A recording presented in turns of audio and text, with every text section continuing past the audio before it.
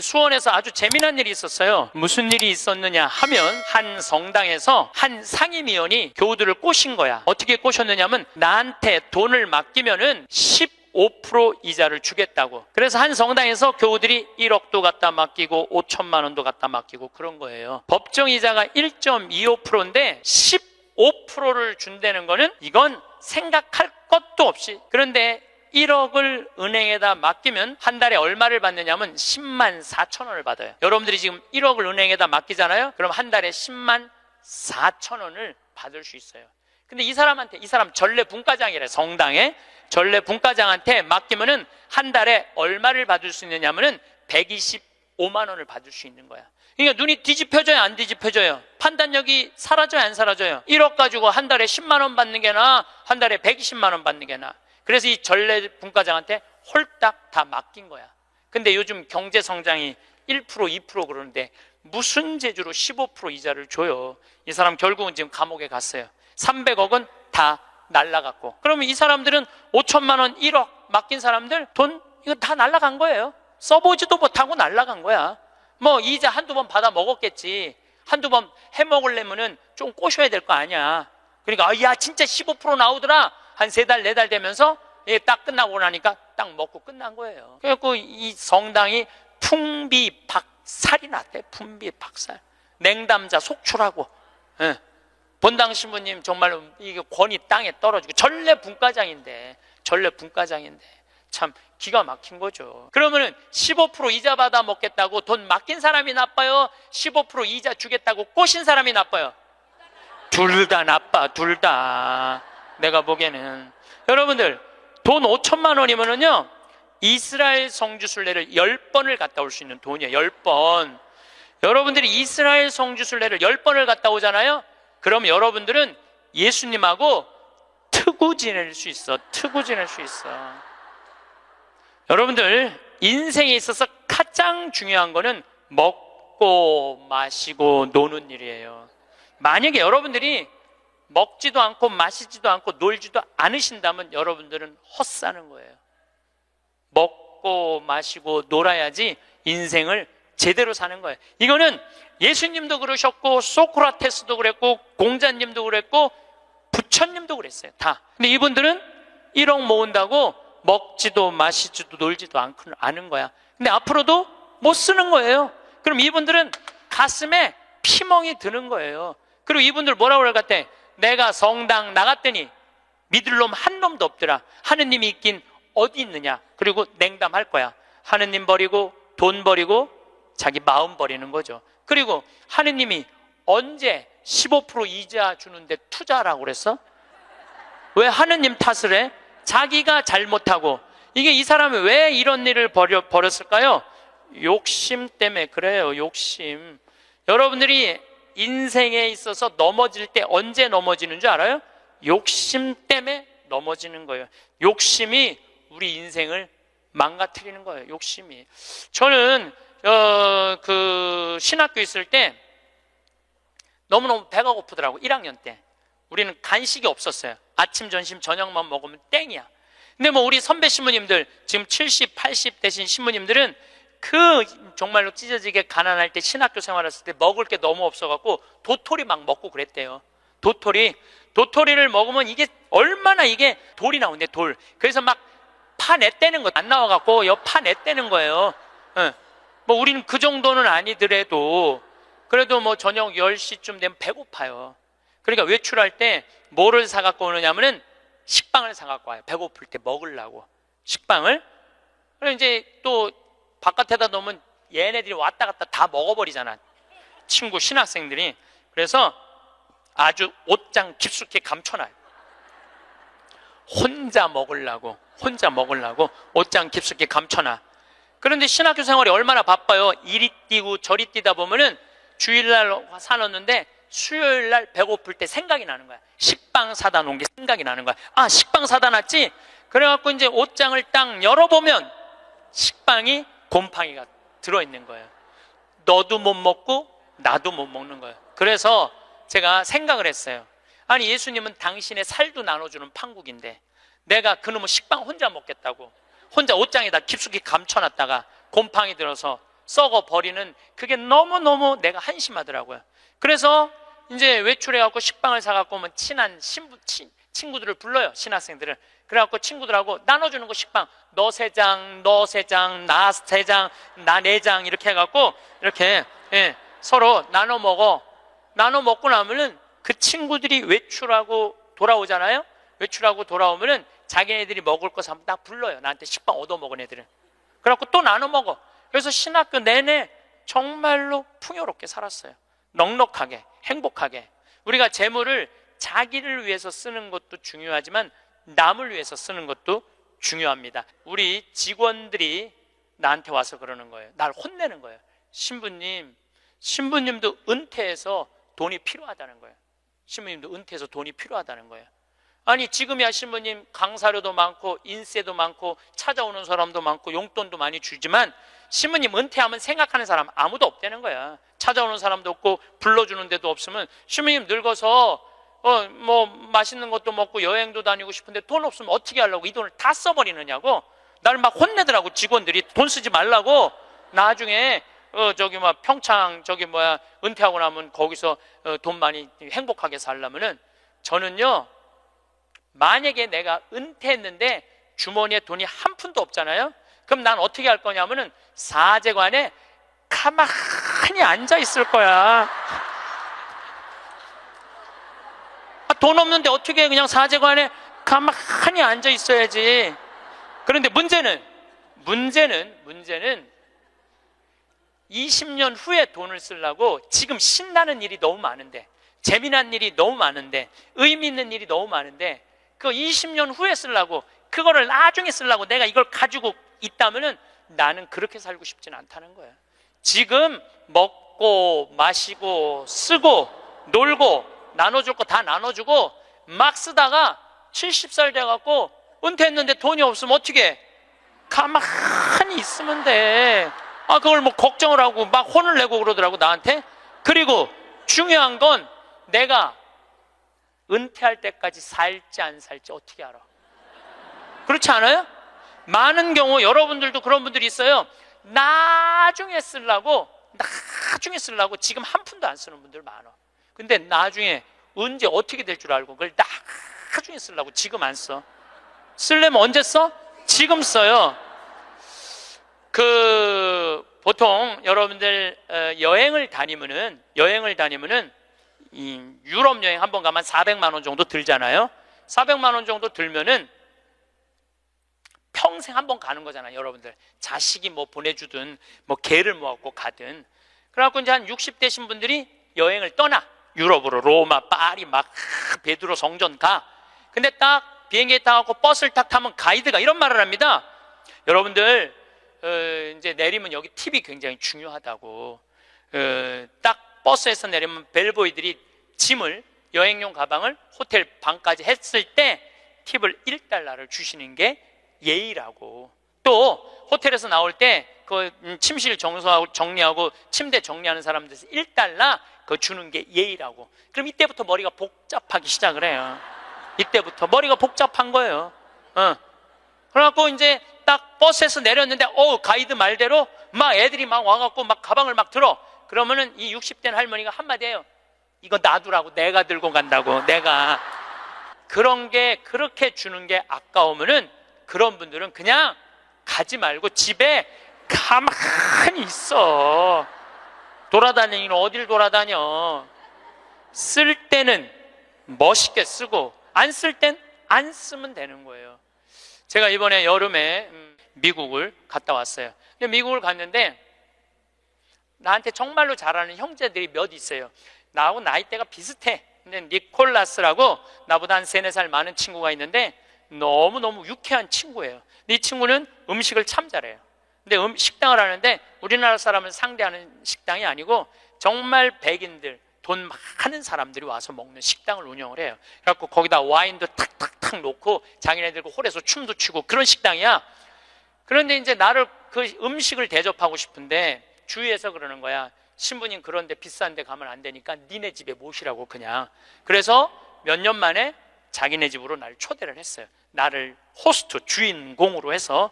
그래갖고 이제 한 10명 주위에 있는 그 친한 친구들 10명이 초대받아서 갔는데 자기 식당의 셰프, 주방장을 데리고 온 거예요. 근데 음식이 나오는데 정말로 맛있게 나오더라고요. 정말 별로 먹어봤던 적이 없는 기가 막힌 음식들이 나와서 또 영어로 막 설명을 막 하는데 정말 맛있더라고요. 그래서 뭐 나는 뭐 딜리셔스 계속 이러면서 먹었죠. 계속 그랬는데 우리 니콜라스가 신부님 세계 모든 데 강의 다니고 많은 사람들 위로하고 그러니까 내가 오늘 특별하게 아끼는 와인을 내겠다는 거예요. 근데 와인이 나왔는데 그야말로 몇백만 원짜리 와인이 나온 거예요. 내가 가격을 여러분들 위화감 조성할까 봐 말을 안 할 건데 내 생태마을 월급 한 3달치 와인이 나온 거예요. 생태마을 월급. 그 와인 기가 막히게 1995년 보르도산. 그때 굉장히 가물었대요. 그래갖고 이 포도가 이 흙을 빨아들이는 거예요. 땅 힘을. 그 포도로 만든 와인은 가격이 아주 천양지차라는 거예요. 그거를 그냥 열 몇 명이 이렇게 나도 이제 한 잔 반 먹고 고기하고 먹는데 정말로 특별하더라. 그 비싸서가 아니라 우리 니콜라스의 마음이 너무너무 특별하더라고요. 근데 그게 다 공짜 아니에요. 공짜잖아요. 그런데 이제 거기 셰프가 왔다 갔다 하는데 내가 주인으로서 뭔가 좀 기분 고맙다는 표시를 해야 돼갖고 셰프를 불렀어요. 팁을 줘야 되겠다. 그래서 이제 속으로 고민을 했죠. 가슴이 심장이 쫄깃쫄깃했지. 50달러를 줄까 100달러를 줄까. 그런데 결국은 이제 50달러를 줬어요. 50달러를 딱 줬는데 너무너무 그 백인 셰프가 고맙다고 그러더라고요. 그래서 난 지금 후회돼. 왜 100달러를 못 주고 그걸 50달러밖에 못 줬나. 웬만 식당에 가고 몇백만 원짜리 와인을 먹는데도 기분 좋게 100달러를 주면 그 니콜라스 사장도 기분 좋고 셰프도 기분 좋고 거기 있는 사람들도요. 내가 딱 멋있게 딱 팁을 주고 하면은요.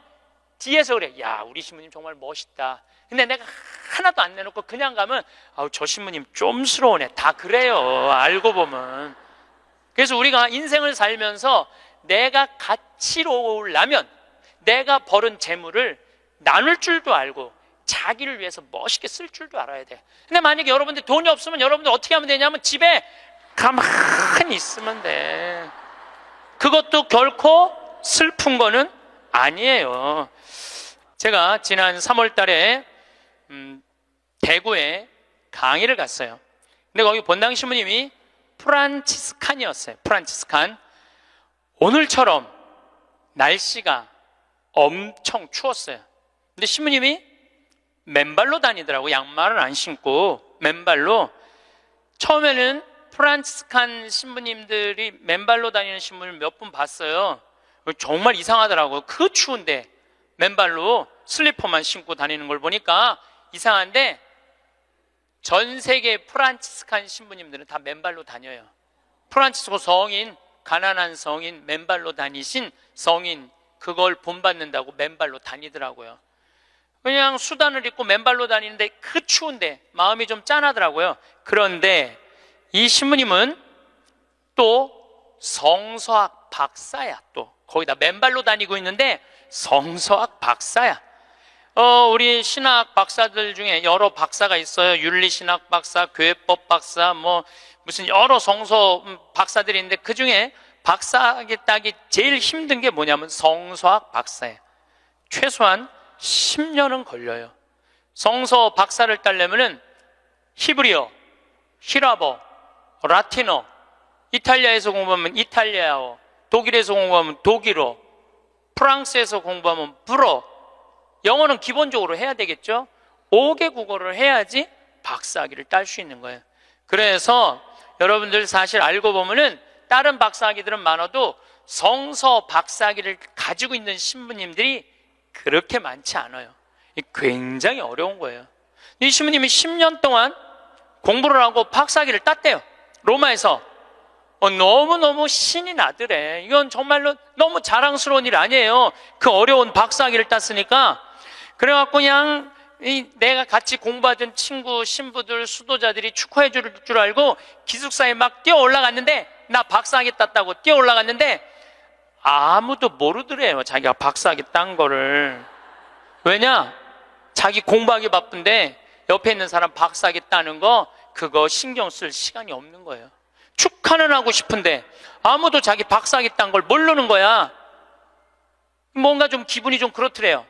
근데 이제 기숙사에서 이렇게 이 거울을 딱 이렇게 보는데 자기 모습을 딱 보고, 그래, 내가 나한테 축하를 해줘야 되겠다.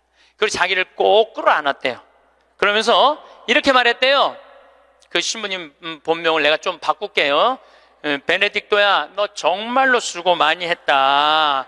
너 10년 동안 얼마나 애 많이 썼느냐. 그 자기를 이렇게 토닥토닥 거려줬대요. 우리 부관장 신부님도 로마에서 공부하고 온 신부님인데 유학이 얼마나 힘드냐면은 그 뭐 음식이 마저 언어가 제대로 돼. 공부를 이렇게 하다가 보면은 눈물이 그냥 쭈르륵 떨어진대요. 너무너무 힘들어서.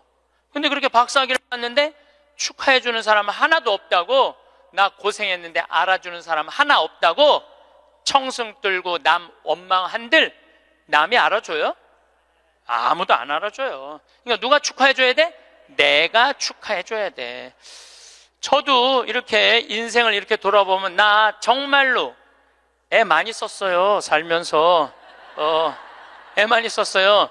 내가 처음 막 본당 신부 평택 비전동에 갔을 때 내가 본당 신부가 됐는데 주교님이 본당 분가하자마자 평택 안성 고속도로 옆에 진살이라는 동네가 있었어요. 근데 거기는 아무것도 안 들어왔어. 성당 분가하라고 명령이 떨어졌어요. 떨어졌는데 막 신설성당인데 돈이 어디 있어요. 명령은 떨어졌고. 그래서 이제 돌아가신 우리 김 신부님한테 가고, 정말로 멋있는 신부님이죠. 나 땅 사고 싶으니까 돈 좀 꿔달라고. 그래갖고 신부님이 그 자리에서 2억을 꿔주셨어요. 큰 성당에 계셨으니까. 그걸 갖고 땅을 사는데 사람들이 신부님 뭐하러 그렇게, 내가 땅을 몇 평을 샀느냐 하면 2,400평을 샀어요. 성당 터를 뭐하러 그렇게 큰 터를 사느냐. 그런데 성당 터는요, 한 번 사놓으면 1,000년이든 2,000년이든 가는 거야.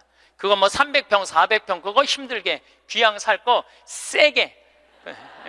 그래서 근데 그때는 20년 전에는 땅값이 거기가 평당 16만 원밖에 안 했어요. 그러니까 2,000평 2,400평 살만 했죠. 그래갖고 이제 정말로 다른 사람들 반대도 많은데 내가 주님의 교회 세운다고. 그래갖고 이제 땅을 다 사놓고 땅값 다 정리했죠. 그런데 20년이 지난 지금 그 성당은 2,400평이니까 공원이야, 공원. 성당이. 그리고 그 근처에 아파트가 다 들어와갖고 그건 너무너무 좋다는 거예요. 그런데 지금 그 성당의 교우들이 내가 그렇게 마음고생해서 땅 산 거 알 것 같아요? 모를 것 같아요? 몰라요. 알 수가 없어요. 그러면은 내가 그 진사리 교우들 내가 그렇게 힘들게 땅 사고 신축하라고 돈도 7억씩이나 줬는데, 땅값 다 주고 돈도 다 줬는데 그거 모른다고 내가 원망한들, 그 내가 어리석은 거예요? 모르는 사람들이 어리석은 거예요? 내가 어리석은 거예요. 그런데 저는 그런 생각해요. 야, 창현아, 너 정말로 애 많이 썼다. 그렇게 좋은 성당터 사갖고 아무도 모르고 누구만 알아? 나만 알아. 그럼 누가 위로해줘야 돼? 내가 위로해줘야 돼요.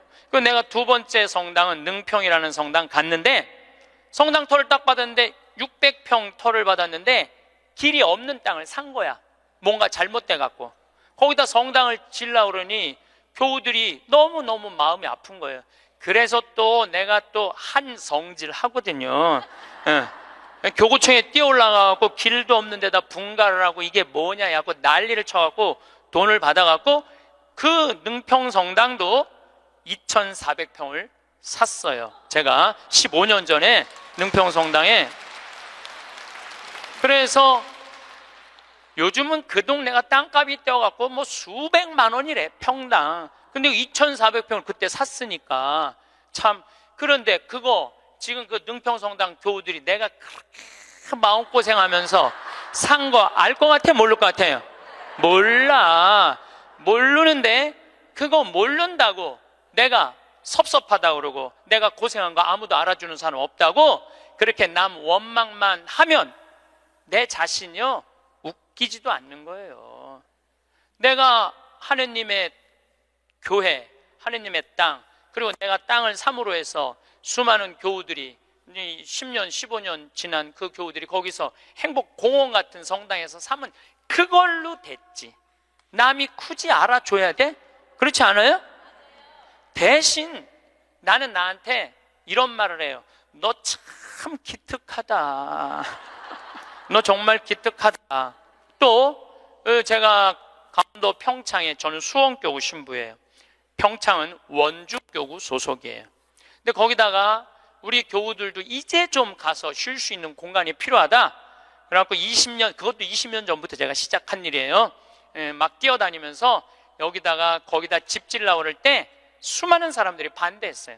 수많은 사람들이 누가 거기까지 가냐, 그 많은 돈을 들여서 왜 거기다 집을 줘놓으려고 그러느냐, 뭐 정말로 칭찬보다는 욕을 훨씬 많이 들었어요.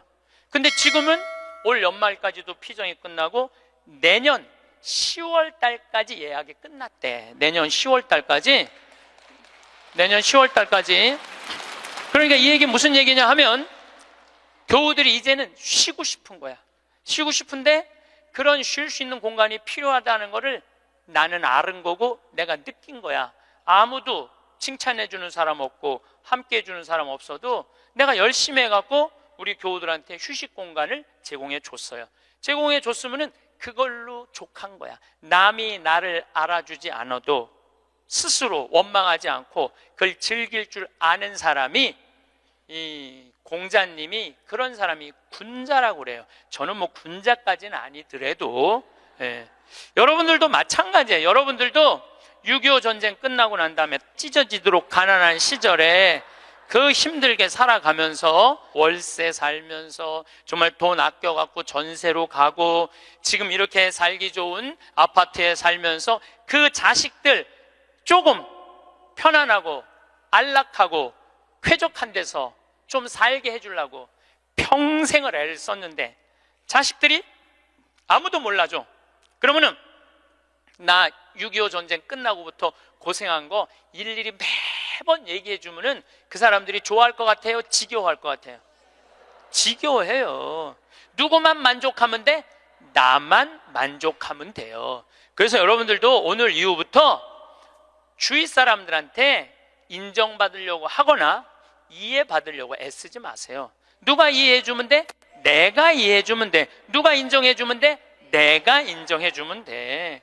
얼마나 속이 편하네요. 그렇죠? 그러니까 나한테 잘해줄 수 있는 사람은 이 세상에 누구밖에 없어? 나밖에 없는 거야. 나밖에.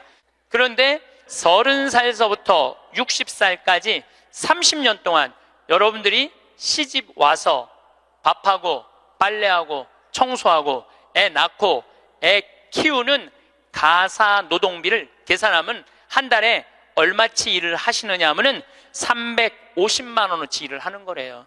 그럼 30년 동안 여러분들 시집 와갖고 그렇게 일을 했으면 여러분들 남편하고 자식들한테 여러분들은 얼마를 청구할 수 있느냐 하면 10억 5천만 원을 청구할 수 있는 거. 10억 5천만 원어치 일했으니까 내놓으라고. 그러니까 여러분들은 지금 결혼 생활 30년 하신 분들은 적어도 10억 원어치 일을 하신 분들이야. 여러분들 이 세상에서 나 자신을 가장 잘 알고 이해할 수 있는 사람은 누굴까요? 그렇죠. 나예요. 나 자신을 남편이 이해할 것 같아요? 자식이 이해할 것 같아요? 자신밖에 없어요. 또 내가 살아오면서 힘들게 고생한 거 아주 세세하게 알 수 있는 사람은 누구밖에 없을까요? 나밖에 없어요. 그런데 내가 고생하고 내가 마음고생하고 힘든 거 산 거 모르는 남편이 나한테 잘해주겠어요? 자식이 나한테 잘해주겠어요? 잘해줄 사람은 아무도 없어요. 이 세상에서 나한테 가장 잘해줄 수 있는 사람은 나밖에 없어요. 나밖에. 그런데 남편이 잘해주지 않는다고, 자식이 잘해주지 않는다고 계속 원망만 하는 이런 사람들은 어리석은 사람들이에요. 그러니까 오늘 이후부터 여러분들 남편이 잘해줄 때까지 기다리지 말고, 자식이 잘해줄 때까지 기다리지 말고, 누가 자신한테 잘해주면 돼? 내가 나한테 잘해주면 돼요. 간혹 이런 사람들이 있어요. 나는 남편 판검사 만든다고, 남편 의사 만든다고, 남편 출세시킨다고, 자식 공부시킨다고 내 인생을 다 걸었는데 남편이 그런 공로 모르고 자기가 출세하고 돈 벌고, 그러니까 이게 정신 못 차리고 바람 피고, 자식은 또 이 여우 같은 며느리 하나 얻더니 엄마 고생한 것도 모르고 그냥 엄마 쳐다도 안 보면, 이런 분들이 이런 얘기를 해요. 나 인생 헛살았다. 내 모든 걸 걸었는데 남편도 나를 몰라주고 자식도 나를 몰라주고 나 인생 헛살았다. 이렇게 말하는 분들이 있는데, 오늘 이후부터 모두 걸지 마세요. 오늘 이후부터 반만 거세요. 반만. 남편하고 자식들, 주위의 친지, 형제들 위해서 반만 거세요. 반은 누굴 위해서 남겨놔야 돼? 나를 위해서 남겨놔야 돼요. 왜냐? 내가 껍데기로 사는 한, 아무리 남편이 출세하고 아내가 뭐 행복하고 자식이 잘 돼도 다 소용없어요. 3년에 걸쳐서 강의 주제가 참 재밌어요. 2년 전에는 죽음 껴안기, 작년에는 삶 껴안기, 올해는 자신 껴안기예요. 이게 무슨 얘기냐 하면, 잘 죽으려면 잘 살아야 돼요. 잘 살려면은 자신한테 잘해줘야 돼요. 아주 단순해요. 그러면은 자신한테 잘해주려면은 첫 번째 전제 조건이 있어요. 내가 누군지를 알아야 돼요. 내가 누군지. 여러분 요즘 텔레비전 보면은 인문학 특강 그러죠? 뭐 한 2010년부터 인문학 특강 열풍이 불었어요. 근데 그 인문학 특강의 주제는 이 세 가지예요. 자신 껴안기, Who am I? 내가 누구냐? 내가 누구냐를 질문할 줄 알아야 돼요. 여러분들 60평생 살면서 내가 누군지 모르고 살아간다면 그건 참 답답한 인생이에요. 소크라테스는 뭐라고 그랬어요? 너 자신을 알라라고 그랬죠? 부처님은 뭐라고 그랬냐면, 자신이 누군지를 아는 사람은 부처고 자신이 누군지 모르는 사람은 중생이라고 그랬어요. 중생. 그러니까 60평생 살면서 내가 누군지 모르고 사는 사람은 그냥 중생으로 사는 거예요. 껍데기로 사는 거예요. 나는 누구냐? 나는 천주교 사제다. 하늘나라의 기쁨을 전하는 사람이다. 예수님의 사랑을, 예수님의 그 깊은 사랑을 느끼도록 해주는 사람이다. 항상 저는 물어봐. 내가 누구냐? 나는 누구냐? 나는 사제야, 사제. 사제니까 누구 일을 해야 돼? 하느님의 일을 해야 돼. 하느님의 일을 하는 중에 신학교를 짓는 것처럼 가슴 설레는 일이 어디 있어요? 너무너무 신나는 거예요. 그러니까 여러분들도 내가 누구냐라는 질문을 해야 돼. 그리고 내가 누구냐라는 질문이 끝났으면 어떻게 살 것이냐, 이 답도 나와야 돼. 그리고 중요한 거는 어떻게 죽을 것이냐, 이게 중요해요. 여러분들, 내가 어떻게 죽는 것도 시나리오가 필요하다니까요. 죽는 것도 내가 어떻게 어떤 과정으로 죽을 것이다, 시나리오가 필요해요. 그런데 한국 사람들은 참 죽는 거를 싫어해요. 어떻게 해서든지 안 죽으려고 그래. 어떻게 해서든지 안 죽으려고 그래. 만약에 우리 동네에 공동묘지가 들어온다면 난리도 아니야. 왜? 우리는 죽음에 대해서 부정적이거든요. 죽음은 어둠이라고 생각하고 절망이라고 생각하고 영원한 어둠이라고 생각을 해. 그러니까 만약에 우리 동네에 공동묘지가 들어온다 그러면은 난리도 아니야. 이건 뭐 막 이 결사반대 막 그냥 어떻게 결사반대 깨물 갖고 막 결사반. 6.25는 난리도 아니야. 그러니까 우리는 삶과 죽음이 분리되어 있는 거예요. 근데 한국 사람들은 또 단일 민족이라 이상하게 죽는 날은 다른데 보고 싶은 날은, 죽은 사람 보고 싶은 날은 온 국민이 똑같은 날 보고 싶어. 4월 5일 한식날 그냥 죽은 사람 보러 다닌다고 난리도, 그 6.25는 난리도 아니야. 그것도 보면은 너 그냥 막히고 난리도 아니야, 보면은. 왜 죽는 날은 다른데 보고 싶은 날은 같은지 몰라. 근데 우리는요, 하여튼 죽음에 대해서 부정적이에요. 그런데 여러분들, 죽는 거 무서워할 필요 하나 없어요. 죽기 전까지는 절대 안 죽을 것이고, 죽을 때 되면 그냥 행복하게 가면 되죠. 그러니까 죽음에 대해서 두려워하지 마세요. 그래도 죽는 게 싫어. 왜 죽는 게 싫으냐 하면 사랑하는 사람과의 이별 때문에 그래요. 죽으면은 더 이상 사랑하는 남편 못 보고, 사랑하는 아내 못 보고, 사랑하는 부모님 못 보고, 자식 못 보니까. 그것도 뒤집어 보면은 또한 답답해요.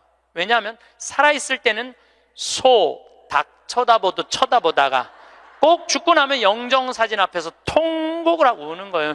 왜 벌써 죽느냐고. 조금만 더 살았으면 내가 잘해줬을 텐데 라고 우는 사람들이 참 많아요.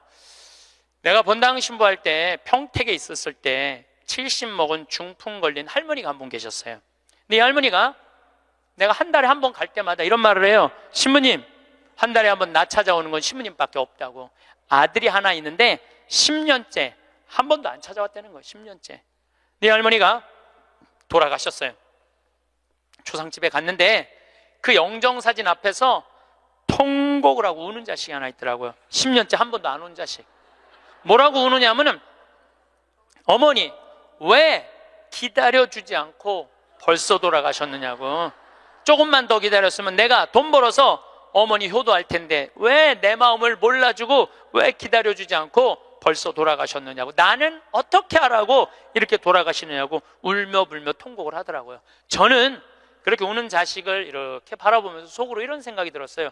너는 10년 후에 엄마가 80에 죽어도 똑같이 말할 자식이야.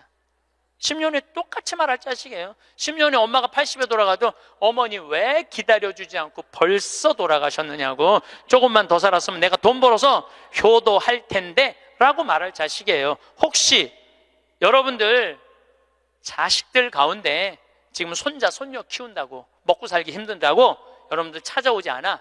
그런 자식들이 이렇게 말해. 어머니 조금만 기다리세요. 내가 조금만 이 어려운 일 끝나고 나면 어머니 잘 모실 테니까 조금만 기다리세요 라고 말하는 자식이 나중에 정말로 효도할 거라고 믿고 있다면 어린 반푼어치도 없는 기대를 하고 있는 거예요.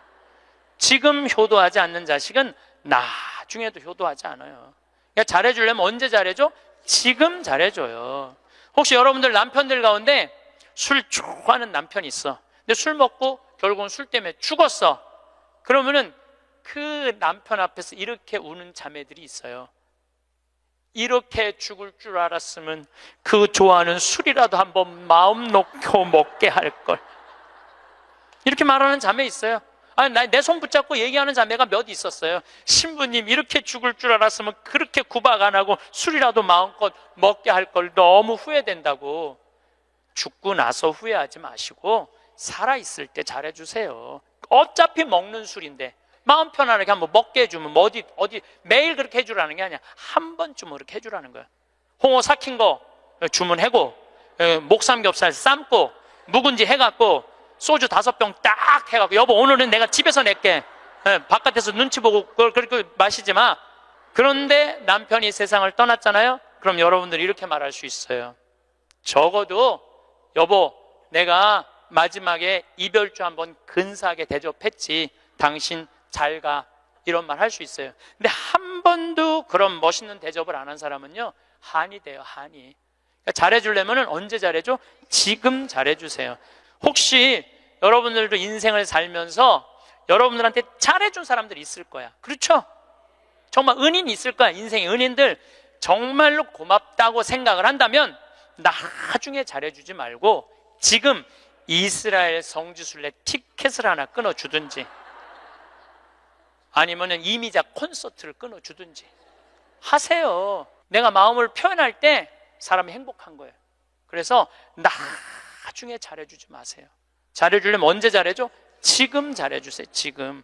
그러니까 죽는 거, 죽기 전까지는 절대 안 죽을 것이고 살아서는 열심히 사랑하고 죽어서는 천당 갈 건데 뭐가 그렇게 죽는 게 무서워?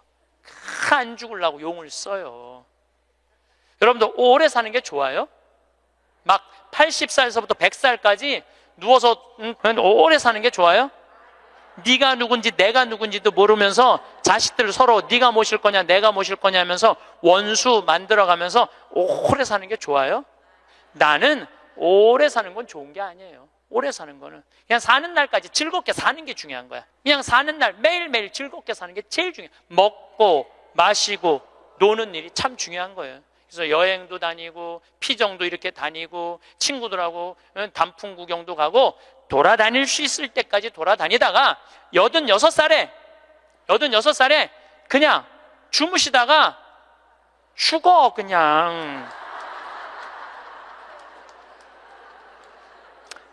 100살까지 건강하시면 안 죽어도 돼요. 그런데 돈 쓰는 거 아까워갖고 돈 쓰는 거 무서워갖고 쓰지도 못하고 뒷방에 쭈그리고 앉아서 그러면 어떻게 되는 줄 아세요? 다리에 힘 풀리면 누워서 싸요. 너도 피해주고 나도 피해주는 거야. 그런 사람들이 힘든 거예요. 그냥 건강하게 움직이는 사람은 사는 날까지 건강하게 살 수 있어요. 행복하게 살 수 있어요. 그렇게 살으라는 거예요. 저는 여러분들이 사는 날까지 즐겁게 살기를 바라는 거예요. 사는 날까지. 저는 6년 전에 위암 수술을 했어요. 위를 3분의 2를 잘라냈어요. 근데 제가 6년 전 4월 6일 날 수술을 했는데 2월 달에 진단을 받았어요. 2월 달에 진단을 받았는데 내가 수녀님한테 그랬어요. 수술 날짜가 언제냐? 4월 6일이라고. 내가 4월 3일까지 사순 특강 잡아놓은 스케줄이 있으니까 4월 3일까지 강의를 하겠다. 그리고 4월 3일 날 병원에 들어가겠다. 수술하고 3일 지나고 나서 조치를 별로 취하는 게 없더라고. 요즘은 더 이상 조치 취할 거 있느냐? 없대. 난 퇴원해야 되겠다. 수술 강의가 많아서. 그래서 나갔어요. 근데 수녀님이 또 전화 왔어. 신부님, 죽는 거 무섭지 않냐는 거예요. 죽는 거. 난들 왜 죽는 게 안 무서웠겠어? 이렇게 멀쩡하게 강의하고 저녁에 사제관에 가갖고는 누워서 죽으면 어떻게 하나 고민했죠. 근데 내가 46 인생을 돌아보니까 50개 나라를 다녔어요. 하고 싶은 대로 다 하고 산 거예요. 그리고 2개 본당 신부, 평택 비전동, 경기도 광주 능평 본당 신부 하면서 교우들 원 없이 사랑했고 사랑받았고, 또 평창에 들어와서 생태마을 꾸며서 수많은 정말 외롭고 힘든 사람들 와서 행복 느끼고 삶이 변하고, 뭐 우리나라 교우들만 전 세계에 있는 우리 교우들도 많이 오고, 우리 천주교 신자만 개신교, 불교, 비신자들도 많이 와서 행복을 느끼고, 이러면 됐지. 그냥 떠나도 되겠더라고요. 딱 마음에 하나 걸리는 게 있었어요. 부모님 앞서가는 거. 불효 중에 최고의 불효는 뭐예요? 부모님 앞서는 거예요. 나는 우리 어머니 아버지가 너무 오래 살아. 죽고 싶어도 부모 때문에 못 죽어. 죽고 싶어도 부모 때문에 못 죽어요. 그래서 전 수술할 때까지 집에 안 알렸어요. 1달 반 동안 안 알려서. 뭐 좋다고 알려. 수술할 때도 교구청의 관리국장, 우리 지금은 이제 천지남에 가셨지만 관리국장님한테 연락해서 사인하라고 그랬어요. 뭐 집 떠났는데 뭐 부모가 와서 사인을 해. 나이가 어려? 뭐가 어려? 그래갖고 교구청에서 사인하고 수술하고, 수술 끝나고 내 얘기 다른 사람한테 들을까봐 그때 말씀드렸어요. 부모님 외에는 언제든지 떠날 수 있어요. 여러분들도 떠날 준비를 하셔야 돼요. 그래서 여러분들, 제가 요즘 이 강의 때문에 자료를 좀 보니까 참 중요한 얘기예요. 여러분들 자식들하고 나 의식이 없으면은 어떻게 하라고 얘기해 줘야 돼요. 이따가 죽었어. 그러면 어떤 자식은 수술을 해야 된다, 어떤 자식은 그냥 놔두자, 이러면서 자기네들끼리 또 싸워. 그래서 아까 말씀드렸듯이 죽음에는 시나리오가 필요해요. 내가 어떤 과정으로 죽어갈 것이냐. 그래서 여러분들 죽음의 문제만 해결되면요, 사는 문제도 그렇게 어렵지 않습니다. 내가 이스라엘 성지순례를 지금 5번 갔다 왔거든요. 그것도 3번은 도보 성지순례로 갔다 왔어요. 이스라엘에서 차 안 타고 다니고 다 걸어 다녔어요. 나자렛에서부터 가나까지 걷는 거예요. 한 20km 돼. 그러니까 성모님, 예수님하고 성모님 가나 혼인잔치 갈 때 성모님 나귀에 태우고 예수님 걸어서 어머니 모시고, 그 아마 가까운 친척 됐겠죠. 가갖고 하고, 그 다 걸은 거야. 또 가나에서부터 갈릴리아까지 한 40km 돼. 그것도 다 걸었어, 다 걸었어. 이게 걸어보니까요, 성서 말씀이 거의 튀어나와, 나한테. 너무너무 좋더라고요. 5번 걸어보니까 예수님하고 나는 지금 어떤 상태냐면 거의 틀라고 그래, 지금. 거의 틀라고 그래, 예수님하고. 거의 틀라고 그래. 근데 성서 강의를 하면서 병 고치는 얘기를 하는데 나는 치유의 은사가 없다. 고민을 했어요. 기도를 했어요. 하느님, 뭔가 좀 치유를 하고 싶은데, 이게 손에서 뭐가 나와야지 이게 치유를 해줄 거 아니냐? 그랬더니 하느님이 하시는 말씀이 꼭 네 손으로 해야 되느냐? 네 손으로. 의사 손 빌리면 안 되느냐? 그래갖고 내가 가톨릭 의료원에 연락했어요. 빈센트 병원에 연락해갖고 뭐라고 그랬냐면은 정말로 수술하면 꼭 나을 수 있는데 돈이 없는 사람 나한테 연락해라. 그래갖고 강의 끝나고 난 다음에 강의로 기분 좋으면은 강사료 다 내라. 한 600명 들어오는 데니까 한 600만 원 모아지겠지. 그리고 만약에 모자라면 내 인쇄 있잖아, 책 파는 거, CD 파는 거, 그게 어마어마하거든요. 그거 뭐 할 거야? 내가 마누라가 있어, 자식이 있어. 그거 해갖고 12명을 선정을 해서 지금 찾고 있어요. 그런데 내가 어린애 아이를 찾아달라고 그러니까 그 병원에서 그러는 거야. 신부님, 이제 우리나라가 시스템이 잘 돼 있어갖고 돈 없는데 심장병 어린애들은 다 고쳐준대요. 재단이 많아서. 그러니까 애들은 신부님이 안 고쳐줘도 된대. 야, 우리나라 좋은 나라야 보니까. 그러면은 일반인들도 웬만한 제도에 걸리면은 다 고쳐줄 수 있대요. 근데 누가 잘 어려우냐면 외국인 노동자들, 그 사각지대에 있는 사람들, 그런 사람들이 정말로 수술하면 나을 수 있는 사람들인데 돈이 없어서 못하는 사람이 있다는 거. 골라라. 아니, 여러분들 꼭 치유를 안수기도로 해갖고 꼭 고쳐줘야 돼? 이게 나을지 안 나을지도 모르는데 이걸 눌러갖고 이게 차라리 의사 손 빌려갖고 확실하게 고쳐주는 게 낫지 않아요? 그렇죠? 그래서 내년에는 제가 3월 8일부터 강의하면서 한 사람씩 고쳐주고 싶어요. 의사 손을 빌려서 제가 마지막 아름다운 노년을 위해라는 글을 마침 기도로 바치겠습니다. 성부와 성자와 성령의 이름으로. 우리는 살아오다 어느 날 문득 노년을 보내고 있는 자신을 발견하게 된다. 머리카락은 희끗희끗 반백이 되어 있고 생각과 말과 몸은 마음같이 움직이지 않고 자신보다 훨씬 커버린 자녀들은 사회인이 되었고 영원히 함께 있을 것 같았던 그들이었건만 이내 하나둘 우리들의 품을 떠나가며 어느새 결혼을 하여 아빠 엄마가 되어 있다. 100년을 함께 살자고 맹세했던 부부는 오랜 세월을 살아오면서 어쩔 수 없이 늙어가는 서로를 바라보며 노년을 보낸다. 가족을 너무 의지하지 마라. 그렇다고 가족의 중요성을 무시하라는 것은 아니다. 움직일 수 있는 한 나 아닌 다른 사람을 의지하는 건 절대 금물이다. 자신의 노년은 그 어느 누구도 대신해 주지 않는다. 당신이 진정으로 후회 없는 노년을 보내려거든 자신의 것을 스스로 개발하고 스스로 챙겨라. 그리고 반드시 한두 가지의 취미 생활을 가져라. 산이 좋으면 산에 올라 세상을 한번 호령해보고, 물이 좋으면 강가에 앉아 낚시를 해라. 운동이 좋으면 어느 운동이든 땀이 나도록 하고, 책을 좋아하면 열심히 책을 읽고 글을 써라. 자식들에게 너무 기대하지 마라. 자식에게서 받은 상처나 배신감은 쉽게 치유가 되지 않기 때문이다. 부모를 만족시켜주는 자식은 그렇게 많지 않다. 기대가 큰 자식일수록 부모의 마음을 아프게 한다. 악처가 효자보다 낫다는 옛말은 참고할 만하니 식어가는 부부간의 사랑을 되찾아 뜨겁게 하라. 그리고 이 나이는 사랑보다 겹겹이 쌓여진 묵은 정으로 서로의 등을 씻어주며 사는 것이 아니겠는가. 사람은 누구나 살아가면서 수많은 관계 속에서 자신을 증명하려 애씁니다. 누군가의 기대에 부응하고 인정받고 사랑받기 위해 끊임없이 노력하죠. 하지만 그 과정에서 정작 가장 중요한 사람을 잊고 살아갑니다. 바로 자기 자신입니다. 다른 사람의 시선을 의식하며 살다 보면 어느 순간 내 마음이 무엇을 원하는지조차 모르게 됩니다. 타인의 평가에 귀 기울이느라 정작 내 안의 목소리는 들리지 않게 되는 것이죠. 우리는 다른 사람을 위해 참 많은 것을 합니다. 가족을 위해, 친구를 위해, 때로는 잘 알지도 못하는 사람을 위해서도 시간과 에너지를 씁니다. 그런데 막상 나 자신을 위해서는 무엇을 해주고 있는지 돌아보면 늘 마지막 순위에 있습니다.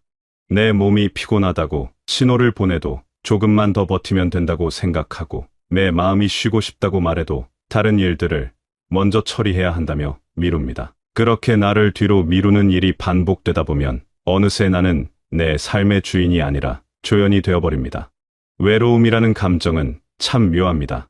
많은 사람 속에서도 느껴지고 때로는 혼자 있을 때보다 더 크게 다가오기도 합니다. 그 외로움의 근원을 들여다보면 결국 나 자신과의 단절에서 비롯되는 경우가 많습니다. 다른 사람이 나를 이해해주지 않는다고 느낄 때 사실은 내가 먼저 나 자신을 이해하지 못하고 있는 건 아닌지 생각해 볼 필요가 있습니다. 나를 가장 잘 알아야 할 사람은 다른 누구도 아닌 나 자신인데 정작 우리는 자신에게 가장 가혹한 비평가가 되곤 합니다.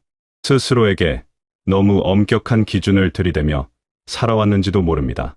조금만 실수해도 자책하고 조금만 게을러도 자신을 나무랍니다. 다른 사람에게는 한없이 너그러우면서도 자신에게만은 유독 인색합니다. 타인의 작은 노력도 알아봐 주면서 자신의 노력은 당연한 것으로 여깁니다. 이런 태도가 쌓이고 쌓이면 결국 내 안의 에너지는 고갈되고 맙니다.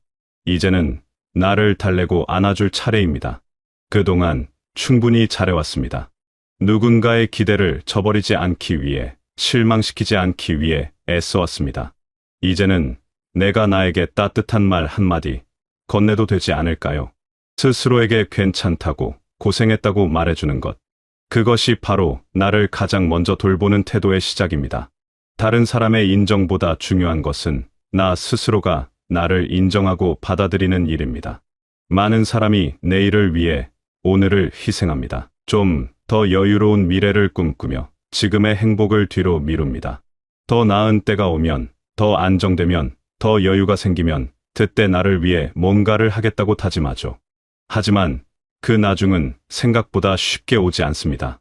시간은 우리가 생각하는 것보다 훨씬 빠르게 흘러가고 미루었던 일들은 결국 하지 못한 채로 남습니다. 지금 이 순간을 소중히 여기지 않으면 결국 우리에게 남는 것은 후회뿐입니다. 하고 싶었던 여행, 배우고 싶었던 것들, 만나고 싶었던 사람들, 모두 나중으로 미루다가 결국 기회를 놓치게 됩니다. 돈을 모으는 것도 중요하지만 그 돈을 쓰지 못하고 쌓아만 두다가 정작 필요한 순간에 쓰지 못하는 경우도 많습니다. 아껴야 한다는 생각에 사로잡혀 정작 누려야 할 것들을 누리지 못하는 것이죠. 행복은 언제나 미래에 있는 것처럼 느껴집니다. 하지만 실제로 행복은 지금 이 순간의 선택에 달려 있습니다. 오늘 나를 위해 무엇을 하는가, 오늘 어떤 마음으로 하루를 보내는가가 바로 행복의 크기를 결정합니다. 미래를 위해 현재를 희생하는 삶은 결국 언제나 불행한 삶입니다. 왜냐하면 미래는 계속 미래로 남을 뿐 현재가 되지 않기 때문입니다. 나에게 잘해주는 것은 이기적인 일이 아닙니다. 오히려 자신을 돌보지 않으면 다른 사람을 제대로 돌볼 수도 없습니다. 빈 그릇으로는 다른 그릇을 채울 수 없는 법입니다. 내 마음이 메마르고 지쳐 있는데 어떻게 다른 사람에게 따뜻함을 줄 수 있을까요? 나를 먼저 채우는 것이 곧 다른 사람을 위한 준비이기도 합니다. 타인에게 잘해주고 싶다면 먼저 나 자신에게 잘해주어야 합니다. 그것이 순서입니다. 나를 사랑할 줄 아는 사람이 다른 사람도 진정으로 사랑할 수 있습니다. 나를 존중하는 사람이 다른 사람도 존중할 수 있습니다. 자신을 소중히 여기는 마음이 바탕이 되어야 다른 사람을 향한 진심도 생겨납니다. 그런데 우리는 종종 착각합니다. 더 많이 가지면 행복할 것이라고, 더 많이 이루면 만족할 것이라고 생각합니다. 그래서 끊임없이 무언가를 추구하고 더 쥐려고 애씁니다. 하지만 그 과정에서 우리가 놓치는 것이 있습니다. 바로 지금 가지고 있는 것들의 소중함입니다. 더 많이 가지려는 욕심이 커질수록 현재의 삶은 무거워집니다. 넘어지는 이유를 주변 환경이나 다른 사람의 탓으로 돌리기 쉽습니다. 하지만 솔직히 들여다보면 넘어지는 진짜 이유는 내 안에 있는 경우가 많습니다. 너무 많은 것을 한꺼번에 들려고 해서, 너무 빨리 가려고 해서, 내 능력 이상의 것을 욕심내서 넘어지는 것입니다. 욕심이 무게가 되어 우리를 짓누르고 결국 중심을 잃게 만듭니다. 더 쥐려 할수록 마음은 불안해집니다. 가진 것을 잃을까 봐 두려워하고 더 많이 가진 사람을 보며 상대적 박탈감을 느낍니다. 이런 마음의 상태는 결코 평화롭지 않습니다. 오히려 가진 것이 많을수록 지켜야 할 것도 많아지고 잃을 것에 대한 두려움도 커집니다. 소유가 많아질수록 자유는 줄어드는 역설이 생기는 것이죠. 나만을 위해 쓸수록 삶은 오히려 메말라갑니다.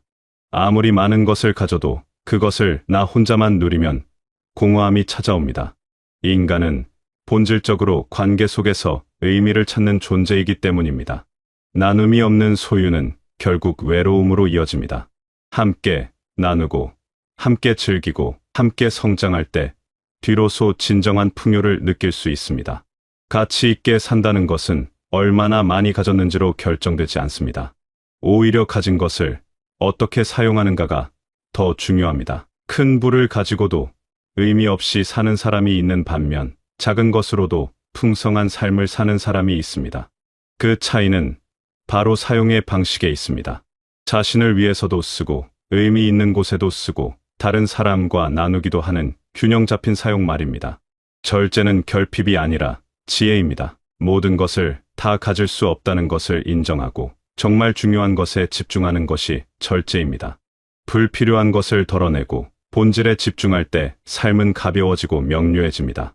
무거운 짐을 내려놓으면 더 멀리, 더 자유롭게 갈 수 있습니다. 균형을 잡는다는 것은 어느 한쪽으로 치우치지 않는다는 의미입니다. 나만을 위하지도 않고 그렇다고 나를 완전히 잊지도 않는 것. 욕심을 부리지도 않지만 필요한 것은 당당히 누리는 것. 일과 휴식, 주고받기, 노력과 여유 사이에서 적절한 지점을 찾아가는 것이 바로 균형입니다. 방향이 중요합니다. 아무리 빨리 달려도 방향이 잘못되면 목적지에 도달할 수 없습니다. 어디로 가고 있는지, 왜 가고 있는지를 끊임없이 점검해야 합니다. 남들이 가는 길이 아니라 내가 진정으로 가고 싶은 길인지, 남들의 기준이 아니라 내 기준으로 의미 있는 일인지 생각해 봐야 합니다. 때로는 멈춰 서서 내가 지금 올바른 방향으로 가고 있는지 확인하는 용기가 필요합니다. 나를 소홀히 하지 않되 나만을 위해 살지도 않는 삶. 이것이 바로 우리가 지향해야 할 지점입니다. 자신을 사랑하고 돌보되 그 사랑이 이기심으로 변질되지 않도록 주의해야 합니다. 자신을 채우되 그것이 타인을 배제하는 방식이 되어서는 안 됩니다. 나를 위한 시간과 에너지를 확보하되 다른 사람과의 연결도 소중히 여기는 것입니다. 자신을 존중하는 사람이 타인도 여유 있게 품을 수 있습니다. 내 안이 충만할 때 비로소 다른 사람에게 진심으로 베풀 수 있습니다. 억지로 하는 것이 아니라 자연스럽게, 의무감이 아니라 기쁨으로 나눌 수 있습니다. 자신을 돌보는 일과 타인을 배려하는 일은 서로 배타적인 것이 아니라 상호보완적입니다. 나를 잘 돌보는 사람이 결국 주변 사람들에게도 긍정적인 영향을 미칩니다. 오늘 하루만큼은 나에게도 따뜻한 선택을 해보면 어떨까요? 미루어두었던 작은 즐거움을 실천해보는 것입니다. 좋아하는 음식을 먹거나 하고 싶었던 일을 시작하거나 쉬고 싶으면 당당히 쉬는 것입니다. 나 자신에게 허락하는 연습을 하는 것이죠. 자책하지 않고 비교하지 않고 있는 그대로의 나를 인정하는 것입니다. 동시에 누군가에게도 따뜻한 선택을 해볼 수 있습니다. 연락하고 싶었던 사람에게 안부를 묻거나 감사한 마음을 표현하거나 작은 도움을 주는 것입니다. 이것은 나를 희생하는 것이 아니라 나의 충만함에서 자연스럽게 흘러나오는 것이어야 합니다. 의무가 아닌 기쁨으로, 부담이 아닌 자발성으로 하는 것입니다. 결국 우리가 추구해야 할 것은 조화로운 삶입니다. 나와 너, 현재와 미래, 소유와 나눔, 노력과 휴식 사이의 조화 말입니다. 어느 한쪽에 치우치면 균형이 깨지고 균형이 깨진 삶은 지속 가능하지 않습니다. 오래도록 행복하게 살아가려면 이 균형을 끊임없이 조정하고 유지하는 노력이 필요합니다. 삶의 무게를 가볍게 만드는 비결은 덜어내는 데 있습니다. 불필요한 욕심, 남의 시선에 대한 집착, 과거의 후회, 미래에 대한 과도한 걱정을 내려놓는 것입니다. 지금 이 순간에 집중하고 내가 가진 것에 감사하고 할 수 있는 일에 최선을 다하는 것. 그것만으로도 충분합니다. 여러분은 그동안 정말 많은 것을 해내셨습니다. 수많은 어려움을 견뎌내고 책임을 다하고 여기까지 오셨습니다. 이제는 조금 쉬어가도 됩니다. 스스로에게 엄격하기보다는 자상하게, 비판하기보다는 격려하는 목소리를 내어도 됩니다. 여러분은 충분히 가치 있는 사람이고 사랑받을 자격이 있으며 행복할 권리가 있습니다. 오늘부터라도 나를 먼저 돌보는 연습을 시작해 보시길 바랍니다. 작은 것부터 시작하면 됩니다. 나를 위한 시간을 하루에 단 10분이라도 확보하는 것, 나에게 친절한 말을 건네는 것, 내 감정을 있는 그대로 인정하는 것.